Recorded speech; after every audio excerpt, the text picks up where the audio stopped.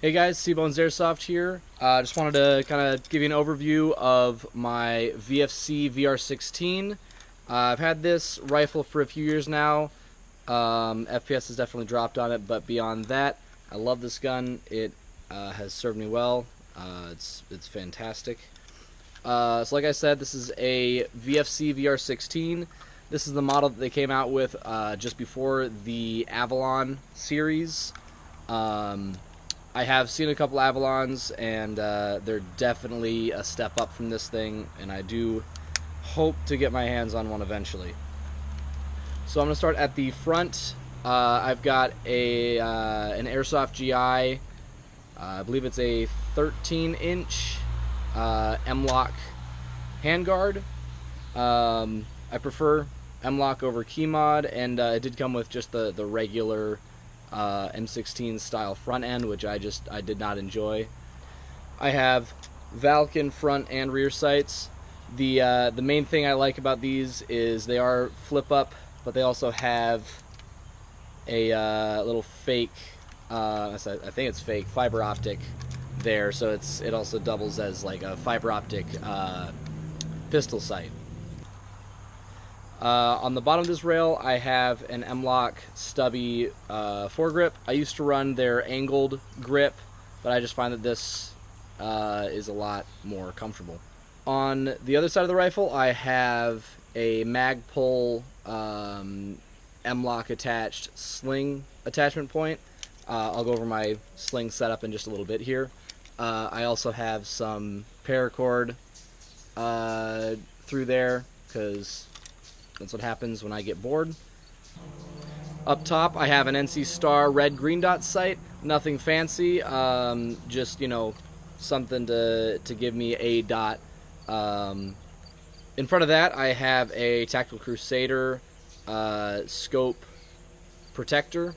It's essentially just a mount and a rounded piece of plexiglass, just so you can spend $15 and protect your optic lens rather than having to spend another $40 when it inevitably gets shot out. Moving to the back, I have a Magpul. I believe this is a carbine stock. One thing I really like about this is the locking mechanism, so I know that it's not going to move at all. I find it pretty comfortable as far as stocks go. It's got a nice rubber butt plate.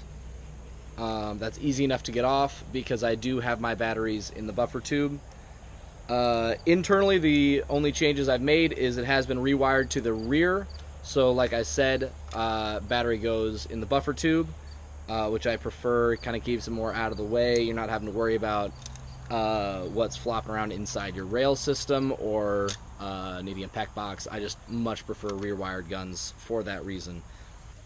Also in the rear of the gun, I have an ambidextrous sling attachment point, connected to which is a Condor HK hook upgrade for their sling system, which I'll go over in a little bit. I put these on really any gun I get because it's an easy way to just, attach my sling to whatever rifle I want to use at a given point in time. So for a sling, what I run, I don't remember the exact name of this sling, but essentially it's got buckles on either side, which it's very easy to take on and off, and change out which rifle it is attached to. It also has a slider to adjust the length of the sling, which makes it a lot better for switching shoulders, which I don't do super often, but I can if I need to. On the other side of that, I have an M-Lock clamp here, which I can easily put up front for a 2-point, or I can even attach to the HK upgrade back here for a 1-point, which I do use on occasion. I prefer 2 points just because of that stability, but there are definitely times that I enjoy just the the convenience of having a 1-point sling. As most of you have probably noticed, I have customized my magazines. These are Elite Force 140 round mid caps. I usually only fit about 120 into them. I have customized them. This is the product of a combination of boredom and spray paint and some cardboard stencils. I like how these turned out, and I actually suggest doing something like this. The more unique and original, the better. There have been multiple times where I've lost magazines while playing and actually had people return them to me because they recognized them as being mine. The batteries I use, as I said, I had this rewired to Dean's. I also had my batteries rewired to Dean's, just better connection in general. I use Tenergy 7.4 LiPos. I haven't had problems with them. So for this chrono test, I'm using my Tenergy 7.4 LiPo and Classic Army 0.2 gram BBs. I also have the hop-up turned all the way off on the rifle. Here we go. 377, 380, 380, 380, 380, 383, 380, 380, 380, 380, 380, 380. So it's pretty consistently 380. I've had it for 2 or 3 years now. I definitely really enjoy this gun. It's great. I have 1 or 2 friends who have an Avalon.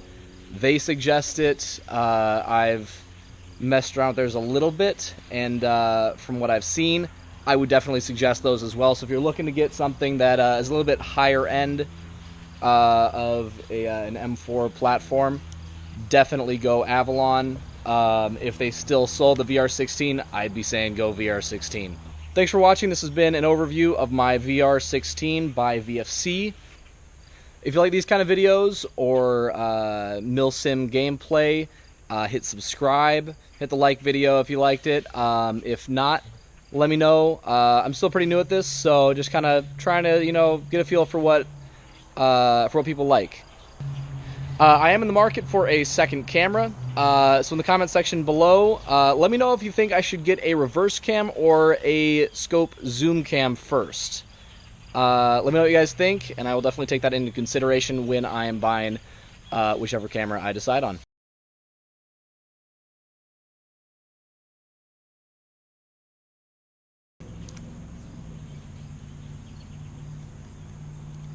Wait for that truck to go away.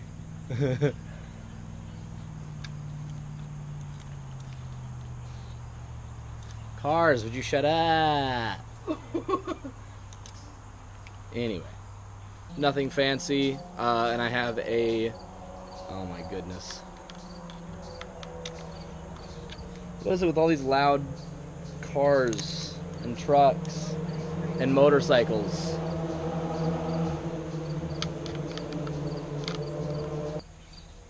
That, can't talk. Oh, excuse me. That was violent. Alright, for this chrono test, magazine first, most important part. My VFC